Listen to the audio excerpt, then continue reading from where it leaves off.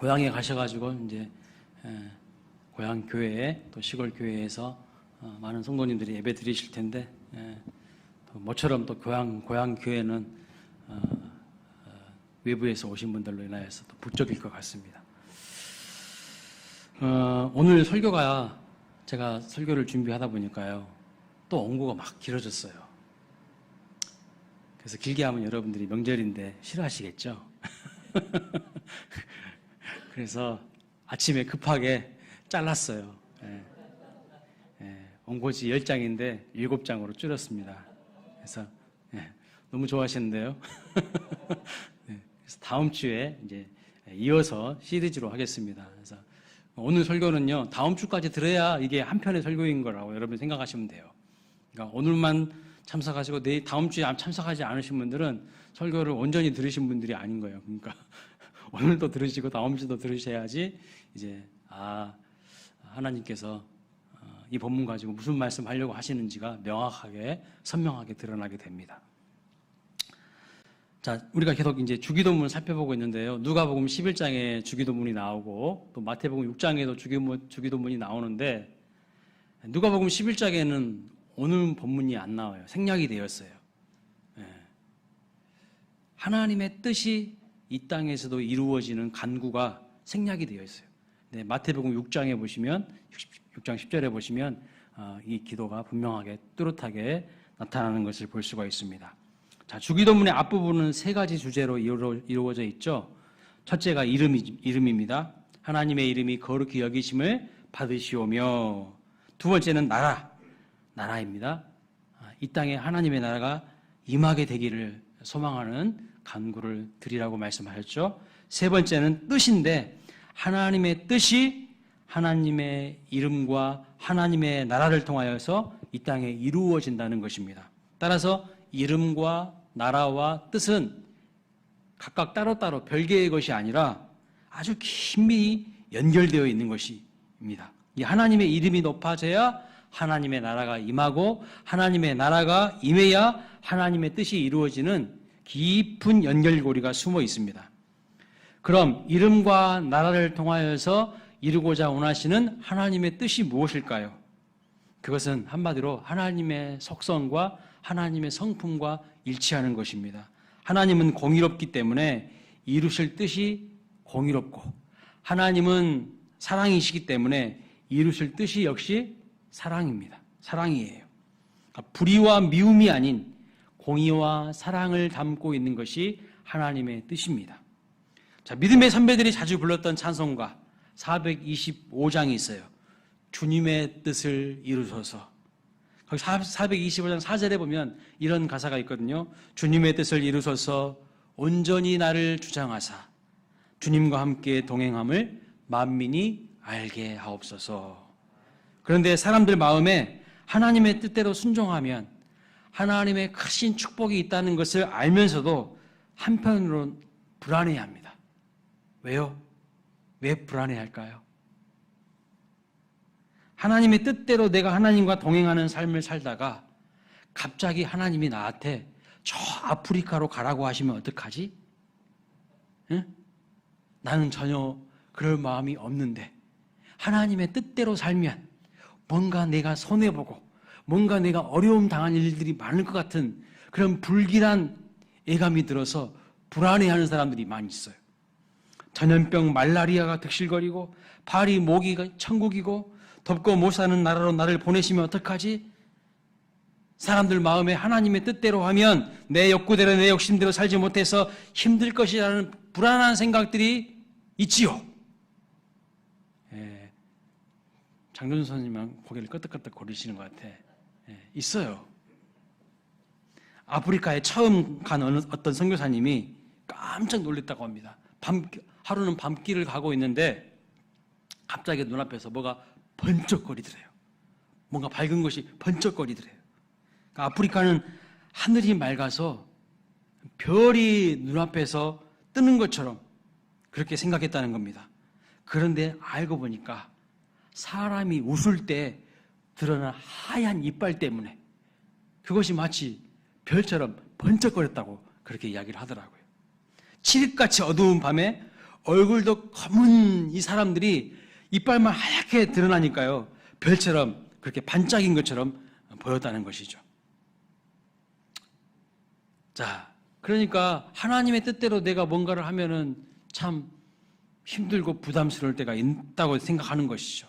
그래서 선뜻 순종하기보다는 자연스럽게 내 욕심과 내 욕망을 먼저 생각하는 사람의 마음에는요, 하나님의 뜻을 피하고 싶어하는 마음이 있어요. 그러나 이렇게 불안하고 두려운 이유도 사실은 하나님을 인격적으로 경험하지 못했기 때문에, 하나님에 대한 오해에서 오는 불신 때문에 순종하지 못하는 경우가 너무나도 많아요. 하나님의 뜻을 알긴 알아요. 근데 왜 순종하지 못하는가? 그렇게 했다가 나에게 손해가 있을 것 같고, 내가 불리할 것 같고, 자꾸 우리는 이렇게 생각한다는 것이죠. 오히려 그 이면에 하나님의 엄청난 축복이 있는데도 불구하고 우리는 잘못 생각하는 경우가 많아요. 왜요? 하나님에 대한 오해에서 오는 불신 때문에 그렇습니다. 내 욕심과 내 뜻보다는 하나님의 뜻에 순종할 때 받게 되는 이 축복을 경험하지 못했기 때문에 이런 불신과 불안함이 더 크다는 거예요. 그러니까 어떤 사람이 하나님의 축복을 많이 받는 사람일 것 같으십니까?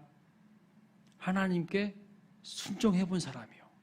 왜냐하면 순종하면 하나님의 축복이 있다는 걸 알거든요. 경험적으로 알아요. 그래서 다음에도 하나님께서 뭔가를 나에게 맡기시려고 할 때 그것을 회피하려고 하는 게 아니라 더 적극적으로 그것을 믿음으로 받아들여요. 왜요? 좋은 경험이 많기 때문에. 아버지의 뜻대로 했을 때에 나에게 주어지는 것이 좋은 일들이 많았기 때문에 그렇게 하게 되는데, 우리는 그런 경험이 별로 없기 때문에, 순종을 아예 안 하기 때문에, 내 뜻대로만 살았기 때문에 처음부터 회피하고요, 거부해요. 자기 뜻대로 하려고 한다는 것입니다. 그렇기 때문에 불신과 불안함이 더 크다는 거죠. 따라서 그러나 우리가 알아야 될 것이 하나 있어요. 그것이 무엇일까요? 인간의 뜻이 이루어지면 모두가 망한다는 것입니다. 내 뜻대로 이루어지면 모두가 잘 되는 게 아니라 모두가 망한다는 것을 알아야 돼요. 40년 전에 전두환 장군이 뜻을 이루니까 어떻게 됐습니까? 전두환 장군의 뜻을 이루니까 민주주의가 후퇴하고 많은 국민이 고통을 당했습니다. 북한의 김정일의 뜻이 이루어지니까 천안함이 쪼개지고 46명의 젊은이가 죽었어요. 그들의 뜻은 이루어지면 안 됐던 것입니다. 하지만 그들만이 아니에요. 내 속에 있는 검은 뜻도요, 이루어지면 안 돼요. 한국 남자들 은근히 일부 다체제 좋아하는 사람들이 있어요. 그 사람들 뜻이 이루어지면요, 여성들 가슴에 피멍이 듭니다. 어떤 남자들은요, 성매매를 성산업이라고 포장하는데 그게 여러분 무슨 산업입니까? 그게 무슨 산업이에요? 성매매에 무슨 부가가치가 생기겠습니까? 인간의 더럽고 추한 욕망을 산업이라고 포장한 것에 지나지 않습니다. 여러분, 지금 한반도에 어떤 힘이 작용하고 있습니까? 우리나라의 한반도에 어떤 힘이 작용하고 있어요? 한국은 윤석열 대통령이 지도자이죠. 북한은 김정은이고요. 중국은 시진핑입니다. 일본은 기시다 총리고요. 미국은 바이든 대통령이에요. 러시아는 푸틴이 정권을 잡고 있습니다. 자, 이 한반도를 둘러싼 열강의 세력들이 서로 앞다투어 자기 뜻 이루어지면 이 한반도는 어떻게 될까요? 그 모든 힘들이 뜻을 이루면 어떻게 될까요? 한국은요, 콩가루가 되고 맙니다. 한국은 콩가루가 되고 말아요. 이 지구상에서 대한민국은 존재하지 않을 수도 있다는 것입니다. 그러니까 하나님의 뜻이 아니라 인간의 뜻이 이루어지면요, 모두가 잘 살게 되는 게 아니라 모두가 다 망하는 길로 갈 수가 있다는 것을 알아야 돼요. 개인이나 단체나 국가나 그들의 모든 뜻이 이루어지면 그것은 지옥입니다. 지옥. 지구는 폭발해요. 인간이 그만큼 탐욕스럽다는 것을 우리는 솔직하게 인정하고 알아야 됩니다. 왜 어느 날 갑자기 이 지구상에 코로나19 바이러스가 온 지구를 덮어가지고 눈에 보이지도 않는 이 바이러스 때문에 지난 3년 동안 수많은 사람들이 죽고요, 엄청난 경제적인 피해를 입고요, 우리의 삶이 다 피폐해지고 무너졌습니까? 무엇 때문인가요? 그 원인을 정확하게 분석한다면 무엇 때문이라고 학자들이 이구동성으로 말하고 있습니까? 그것은 다 인간의 탐욕 때문이었다고, 탐욕의 결과라고 이야기를 하고 있는 거예요. 인간의 과도한 욕심 때문에, 그 욕심이 자연을 파괴시켰기 때문에 나타나는 현상입니다. 인간이요, 넘어서는 안 되는 경계를 넘어가요. 왜요? 자기의 욕심을 확장시키려고요.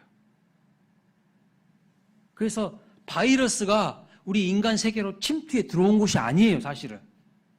학자들은 정직하게 이야기합니다. 인간이 욕심이 자연으로 침투한 거라고. 그러니까요, 바이러스가 자연스럽게 우리에게 넘어온 거예요. 인간의 욕심 때문에 된 겁니다. 그래서 내 뜻대로, 인간의 뜻대로 돼야 된다는 생각을 우리는 버려야 된다는 것이죠. 자, 인류의 역사를 살펴보면 인간을 계몽시켜가지고 인간의 이성으로 인간의 뜻을 확장시키고 인간의 욕심을 이루어내면 새로운 세상이 펼쳐질 것이다. 새로운 유토피아가 건설될 것이라고 주장하는 사람들이 있었습니다. 여러분, 그 사실이 맞을까요? 그 사상이, 그 주장하는 바가 맞는 이야기일까요? 그러나 그런 사상들이 모두 거짓이라는 것이 역사적으로 정확하게 드러났어요. 무엇을 통해서요? 인간을 계몽시키고 인간의 이성을 발달시키면 이 땅이 좋아질 것이다. 그랬는데 인간을 딱 계몽시켜 놨더니 그 다음에 발생한 것이 뭐냐면 세계 1차 세계대전, 세계 2차 세계대전, 수많은 전쟁이 일어나게 된 것입니다. 그것이 강력한 증거예요. 다 거짓된 사상이라는 것이 드러나게 되었어요. 인간을 계몽시켜 놨더니 그 인간의 욕심과 인간의 뜻이 남을 죽이고 남을 이용해 먹는데 아주 지능적이라는 사실이죠. 하나님을 삶의 영역에서 몰아내고 하나님을 소외시키고 인간이 주인이 되어서 인간의 뜻을 강조한 세상에서 지금도 끔찍한 일들이 얼마나 많이 일어나고 있는지를 모릅니다. 죄인인 인간의 뜻대로 되면 이 세상은 위험해지는 거예요. 저 푸틴이요, 자기 욕심에 충만하니까요. 어떻게 하고 있습니까? 아직도 전쟁을 그칠 줄 몰라요. 예? 푸틴의 뜻대로 되면요, 끔찍한 일이 계속 벌어질 겁니다. 가룟 유다 보세요. 자기 뜻대로 하다가 예수님 팔아먹었어요. 요나가 자기 뜻대로 가다가 바닷속에 던져졌습니다. 하나님이 가라고 한 길로 가지 않고 자기 뜻대로, 자기 욕심대로 니느웨로 가지 않고 다시스로 가다가 바다에 던져졌어요. 내 뜻이 아니라 하나님의 뜻이 성취되어야 개인은 물론이고 이 세상에 희망이 있는 것입니다. 근데 자꾸 우리는요, 내 뜻을 이루려고 해요. 내 욕심을 이루려고 합니다. 따라서 우리는요, 포장지에 속지 말아야 됩니다. 포장지. 그럴듯한 포장지로 다 포장을 해놓습니다. 인간의 더러운 욕망을 보기 좋게 우리는요, 포장하는 습관이 있어요. 일본의 나라를 판 매국노도요, 명분이 있었어요. 우리나라를 일본에 판 매국노들 있지 않습니까? 그 사람들이 무슨 명분을 내세웠는지 아세요? 대동아 공영론이라는 명분을 내세웠습니다. 일본과 함께 공동 번영할 수 있다는 아주 그럴듯한 명분을 내세웠어요. 더러운 야욕을 숨긴 그럴싸한 포장지죠. 역사에는 이런 예가 너무나도 많은데 또 한 가지 예를 들면 십자군 운동이 있습니다. 십자군 운동. 이스라엘 세력이 강해져서 예루살렘을 이슬람 세력들이 장악을 했어요. 그래서 성지 회복을 위해서 군대를 일으키고 전쟁을 일으켰습니다. 그때 십자군 운동의 구호가 무엇인 줄 아세요? 십자군 운동을 하면서 내세운 구호가 뭐냐면 이겁니다. 데우스 불트. 이것이 하나님이 바라시는 것이다. 즉 이것이 하나님의 뜻이다 라는 거예요. 처음에 성지 예루살렘을 해보겠습니다. 그런데 점차 횟수를 더하자 어떻게 됩니까? 약탈과 방화와 패권 싸움으로 변질되어서 기독교의 가장 부끄러운 역사로 남게 되었습니다. 교황이 사과까지 했어요. 성지 탈환이라는 포장지 속에 교황과 군주들의 검은 욕망들이 다 꿈틀거리고 숨어 있었던 것입니다.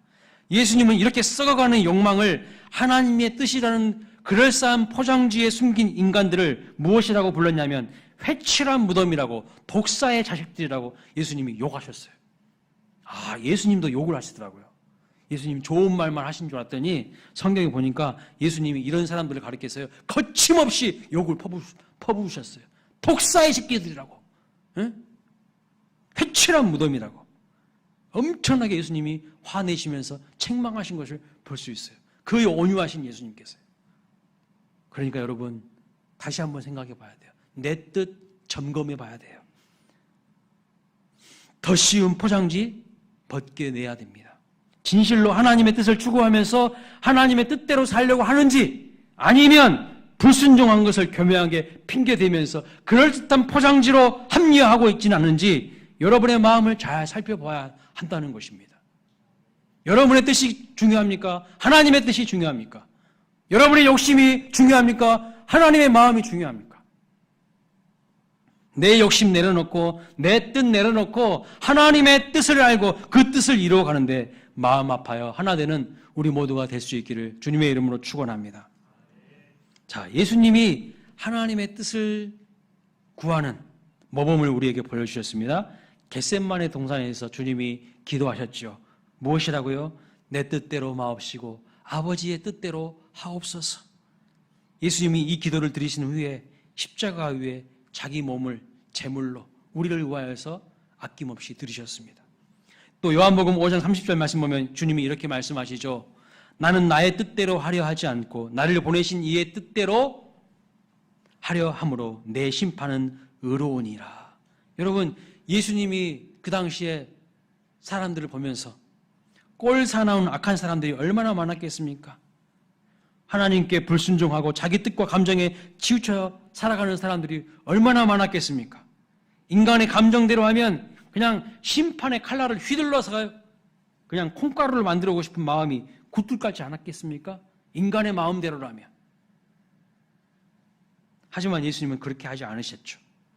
인간은요, 조금만 자기가 뭔가 권세가 주어지고 자리가 주어지고 힘을 가지면요, 칼을 휘둘러가지고 다 정적들을 다 숙청하고 제거하려고 합니다. 정권이 바뀔 때 보면 거의 다 추풍 낙엽이잖아요. 다윗도요, 잠자는 사울 왕을 두고 똑같은 마음이었을 것입니다. 하지만 다윗이 위대한 이유가 뭐예요? 자기 욕심대로요? 자기 뜻대로요? 자기 감정대로요? 그렇게 하면 큰 사람 못 되는 거죠. 다윗이 왜 다윗입니까? 칼을 걷었고 예수님도 심판의 권세를 내려놓으십니다. 그리고 가르치시길 뭐라고 말합니까? 뜻이 하늘에서 이루어진 것 같이 땅에서도 이루어지리이다. 그렇게 말씀하셨어요. 여러분, 회개가 뭘까요? 회개는요, 내 뜻을, 내 고집을 꺾는 것이 회개예요. 그러니까 우리는 진짜 회개 안 하는 거예요. 말로는 회개한다고 하지만 내 뜻 안 꺾잖아요. 내 고집 안 꺾잖아요. 거룩이 뭡니까? 악한 의도를 불태우는 겁니다. 자기 뜻을 꺾는 자는 위대한 사람이에요. 자기 뜻을 하나님 앞에 겸손히 내려놓을 수 있는 자, 하나님께서 기뻐하시는 사람입니다. 우리 모두가 하나님이 기뻐하시는 믿음의 삶을 사시기를 주님의 이름으로 축복합니다. 1672년에 독일에서 목사의 아들로 태어난 벤자민 슈멀크라는 사람이 있었습니다. 아버지 목회에 감동을 받고 아버지 설교에 감동을 받아서 자신도 목사가 되었어요.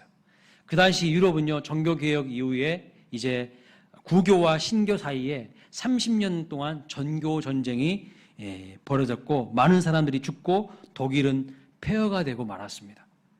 종교 전쟁 이후에 수많은 사람들이 다시 로마 카톨릭으로 돌아갔고 개신교 성도들은요, 많은 핍박을 받게 되었습니다. 당시 이 개신교는 카톨릭의 허락 없이는, 로마 카톨릭의 허락 없이는 장례식도 할 수 없었고 신방도 할 수 없었고요, 예배당 건물을 가릴 수도 없었습니다. 그러나 이런 핍박에도 벤자민 슈멀크 목사는 36개의 마을을 돌아다니면서 흩어져 있는 성도들을 돌보는 일에 열심을 다했습니다. 그러던 어느 날 1704년에 먼 지역에 사는 성도들 신방을 마치고 집에 딱 돌아왔는데요, 집이 불타버린 거예요. 부교 성도들이 집에다 불 질렀을 가능성이 커요. 집에 불 질러버린 거예요. 그리고 검은 연기만 올라오고 있는 것을 본 것입니다. 그리고 다 타버린 그 집에는 어린 두 아들이 새까맣게 타서 죽어 있는 것을 보았습니다. 여러분이라면 이런 상황에서 어떻게 하실 것 같으세요? 내가 주의 일 하다가, 내가 성도들 돌보다가, 먼 지역에 있는 성도들 신방하다가 고생하고 집에 돌아왔는데 집은 다 타 있고 두 아들은 검게 걸려 죽어 있어요. 여러분 그런 상황 가운데 어떻게 하실 것 같으세요? 다 타버린 그 집에 죽어 있는 두 아들을 보면서 어떻게 하실 것 같아요? 그래서 성도들은 이제 32살의 젊은 이 목사가 절망해서 목회를 그만둘 것이라고 생각했습니다. 너무나도 어처구니 없는 이 상황 속에서 그는 두 아들의 죽음 앞에 무릎을 꿇고 하나님께 울부짖어 기도하기 시작했어요. 통곡하기 시작했어요. 그렇게 한참을 눈물로 울부짖다가 예수님께서 겟세마네 동산에서 하신 기도가 생각이 난 겁니다. 그리고 조용히 기도하기 시작했어요. 그 기도문을 옮겨놓은 것이 오늘 우리가 부른 찬송가 549장입니다. 오늘 여러분 같이 부르셨죠? 549장. 내 주여 뜻대로 행하시옵소서. 이 찬양이 그냥 나온 게 아니에요. 집은 다 불타 있지. 두 아들은 죽어 있지. 이런 상황 속에서 울부짖다가 하나님 앞에 고백한 기도문이 찬양이 된 겁니다. 2절에 보면 이렇게 고백하고 있죠. 큰 근심 중에도 낙심케 마소서. 주님도 때로는 울기도 하셨네. 날 주관하셔서 뜻대로 하소서. 이 위기 가운데서도 뭘 찾고 있는 거예요? 하나님의 뜻을 찾고 있는 거예요. 뜻. 위기 가운데서도 흔들리지 않는 하나님의 뜻, 하나님의 사명을 찾고 있는 것을 볼 수가 있어요. 그래서 이것은 한 성도의 무기력한 탄식이 아니라 진정한 신앙의 고백이요, 고난과 핍박에도 무릎 꿇지 않고 하나님의 뜻을 붙잡는 강력한 성도의 외침이요 기도입니다. 그가요, 이 목사님이 60세가 되기 전에 뇌졸중이 왔어요. 중풍병이 걸렸어요. 그럼에도 몸이 마비되고 불구가 된 몸으로 성도들을 신방하면서 격려합니다. 가톨릭은 계속해서 핍박합니다. 그래서 목사님과 성도들이 서로 부둥켜 안고 막 우는 거예요. 나중에 성도들이 알아서 교회를 나오는 겁니다. 목사님 불편한 몸 이끌고 먼 자기들 집까지 신방 오는 것이 힘들다는 것을 아니까요. 이렇게 벤자민 스몰크 목사님은 큰 인생의 위기 가운데에 오히려 존경받는 목사님이 되었어요. 인생의 위기 가운데서도 하나님의 뜻을 따라 살다가 하나님의 뜻을 따라 죽었다는 것이죠. 하나님이 주신 그 사명을 붙잡는 인생이었습니다. 여러분, 우리도 구해야 될 것이 있어요. 해야 될 것이 있습니다. 바로 무엇일까요? 우리의 중심이 이동해야 돼요. 우리의 중심이 이동해야 돼요. 예수님 곁에 밥을 구했던 자들이 있었습니다. 그들을 무엇이라고 부르냐면 성경은 무리라고 부르고 있어요. 무리. 예수님 곁에서 밥을 구했던 사람들. 그런데 이 사람들은요, 특징이 뭡니까? 인생에 어려움이 닥치고 위기가 닥치니까요, 다 주님을 떠나버립니다. 그러니까 자기를 이유해서 예수님 이용해 먹던 사람인 거예요. 그러나 밥이 아니라 뜻을 구한 자들이 있었는데 그들을 성경은 제자라고 부릅니다. 그리고 이 제자들은 땅끝까지 이르러 복음의 증인이 되었고요, 자기의 목숨을 내놓고 순교를 감당했어요. 순교했어요.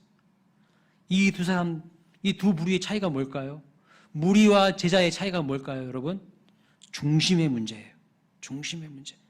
밥에서 뜻으로 중심이 이동되면 무리가 제자로 바뀝니다.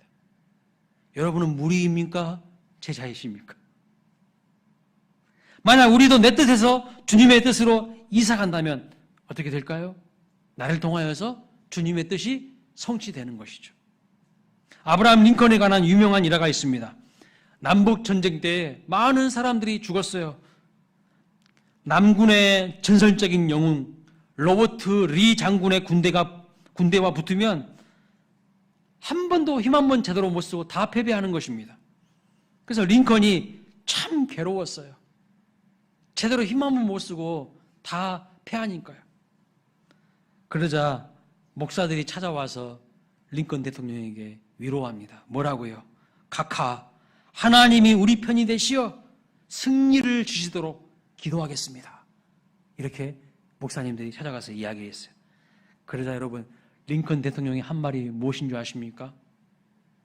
아주 링컨 대통령이 명언을 남겼어요.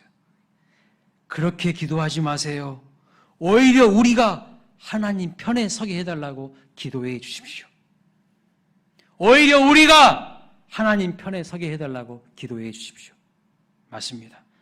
하나님을 내 편 만드는 것이 아니라 내가 하나님 편 되는 것이 중요한 거예요. 중심이 이동돼야 되는 거예요. 그게 중심 이동이에요. 이것이 바로 하나님의 뜻을 구하는 성도의 참모습인 거예요. 요즘 보니까요, 서서히 내년 총선 때문에 움직임이 예사롭지 않습니다. 제가 정치에 진짜 관심이 많거든요. 아마 목사 안 됐으면 저는 정치했을 것 같아요. 그런데 선거철만 되면 사람들이요, 무슨 뜻인지도 모르고 외쳐대는 말이 있어요. 뭔지 아세요? 무슨 뜻인지도 제대로 알지도 못하면서 외쳐대는 말이 있어요. 무슨 뜻이냐면 민심이 천심이라는 말이에요. 여러분, 민심이 천심 맞습니까? 펴달라는 접대용 면티인데 여러분, 민심을 천심으로 읽으면 큰일 납니다. 큰일 나요. 민심은 천심 아니에요. 제주도 민심이 다르고요, 강원도 민심이 달라요. 전라도 민심이 다르고요, 경상도 민심이 달라요. 그래서 결국 싸웁니다. 그게 지역색이고 민심의 충돌이죠. 민심은 천심이 아닙니다. 오히려 천심이 곧 민심이 돼야 되는 거죠. 경상도, 충청도, 전라도, 제주도, 강원도 모두 다 하나님의 뜻을 구해야 되는 것입니다. 그래야 행복합니다. 죄인인 인간의 마음이 곧 하나님의 마음이라는 것이 어디 성경에 나와 있습니까? 말도 안 되는 이야기죠. 죄인인 인간의 마음이 탐욕이 가득하고 불순한 의도가 가득한 죄인인 인간의 마음이 어디 천심입니까? 어디 하나님의 마음이에요? 말도 안 되는 이야기죠. 정치인들이 펴달라고 하는 소리를 아무 생각 없이 받아들이니까요, 믿음의 사람들도 그런 이야기를 하고 있는 거예요. 민심이 천심이라고. 어찌 성경을 알고 역사를 알고 진리를 아는 사람들이 민심이 곧 천심이란 말을 할 수 있습니까? 성경 인물 가운데에 천심을 읽는데 실패한 선지자가 있어요. 하나님 마음 읽는데, 하나님 뜻 읽는데 실패한 선지자가 있어요. 누굽니까? 요나예요. 요나. 요나가요, 그가 한 기도에 보면요, 나라는 말이 수분 두 번이나 나와요. 나라는 말이 수분 22번이나 나와요. 요나는 절대 자기 뜻을 굽히지 않았습니다. 내가 죽든지 니느웨가 죽든지 계속해서 고집을 부려요. 그러나 하나님이 설득하시죠. 어떻게 해요? 요나서 4장 12절 말씀 보시면 이렇게 말합니다. 니느웨에는 좌우를 분별하지 못하는 자가 12만 명이요 가축도 많이 있나니 내가 어찌 아끼지 않겠느냐. 내가 어찌 니느웨 사람들을 아끼지 않겠느냐. 하나님의 마음은 전혀 읽지 못하고 자기가 중요한 거예요. 자기가. 니느웨가요, 아수르의 수도 아닙니까? 맨날 아수르가 이스라엘을 괴롭혔어요. 힘들게 했어요. 그러니까 보복심이 충만한 거예요. 절대 니느웨가 회개하고 하나님 앞에 돌아오면 나는 못 살 것 같아. 그러니까 하나님의 뜻보다는 자기 욕심이 중요하고 자기 뜻이 중요한 거예요. 요나처럼 중심 이동이 안 된 성도는요, 하나님께 골칫거리예요. 골칫거리. 골칫거리 성도들 많아요. 하나님 뜻 모르는 선지자들 많아요. 우리는 어떻습니까? 중심 이동이 되면 주일도 잘 지킵니다. 교육자이면서 신학자였던 마르던 바가 안식이라는 책에서 이런 말을 했습니다. 우리가 안식을 지키는 것이 아니라 안식이 우리를 지켜줄 뿐입니다. 혹시 주일을 지키느라 마음대로 놀지 못해서 마음이 힘드신 분이 계십니까? 그러나 계속 마음 다해 주의를 잘 지키시기를 바랍니다. 교회를 그냥 다니러 오시는 것이 아니라 진심으로 마음 다해서 하나님을 예배하시길 원합니다. 예배하시기 바랍니다. 나중에요, 안식이 나를 지켜주는 거예요. 하나님께서 나를 지켜주시는 거예요. 그래서 하나님께로 중심 이동하시길 바랍니다. 누가 과연 여러분을 지켜줄까요? 하나님이시죠. 십자가를 회피하지 마세요. 십자가를요, 기꺼이 지고 가세요. 그러면 결국 그 십자가가요, 어느 순간 나를 지키고 있다는 것을 깨닫게 될 겁니다. 십자가를 지고 가세요. 그러면 십자가가 나를 지키고 갑니다. 중심 이동의 결과인 것이죠. 운동도요, 어떤 사람이 운동을 잘한 줄 아십니까? 중심이 제대로 잡혀있는 사람이 잘하는 거예요. 중심이 제대로 안 잡히고 있는, 태도가, 폼이 제대로 안 잡히는 사람들은요, 운동 잘할 수가 없어. 스케이팅 보십시오. 중심 이동을 잘해야 속도가 제대로 붙어요. 근데 중심 이동 안 된 인생은요, 인생길이 팍팍해. 힘들어요. 하나님의 도움을 받지 못하기 때문이죠. 중심 이동이 안 돼 있어서 하나님 도움을 받지 못해. 자기 힘으로 하려고 하니까 힘들어요. 낑낑거리는 거예요. 속도가 안 나는 거예요. 사랑하는 여러분, 내 뜻을 내려놓고 하나님의 뜻, 하나님의 섭리 안으로 이사 가시기를 주님의 이름으로 축복합니다. 중심 이동하시기 바랍니다.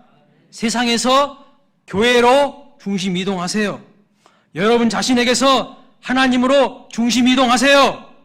삶의 안일함과 쾌락에서 사명으로 중심 이동하세요. 내 뜻과 고집 내려놓고 하나님의 뜻으로 중심 이동하여서 진정한 삶의 안식을 누리고 하나님 나라를 경험하게 되시기를 주님의 이름으로 축원합니다. 아멘.